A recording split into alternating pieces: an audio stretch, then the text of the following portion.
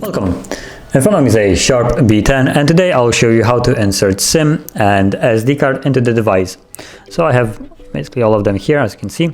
Now before we get started, you will need a SIM eject tool, like I have one right here. They usually come provided in the box. If you can't find it, you can always use something like a paper clip that has been just straightened out, and I have a poor example of this, like right here. Something like this should work just fine. And let me also get the all the other SIMs and SD cards.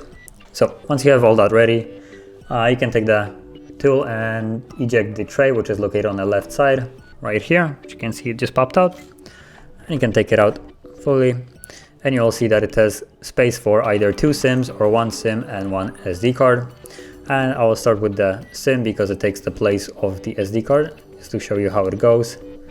And it also takes 2 different sizes of the SD card. So you have the middle size one here and the smallest one instead of the SD card. So you can see it right now. And if you want to if you only need 1 SIM card and SD card, you can take out the smallest one and put in the SD card like so, as you can see. So they're both laying right now and they're flush.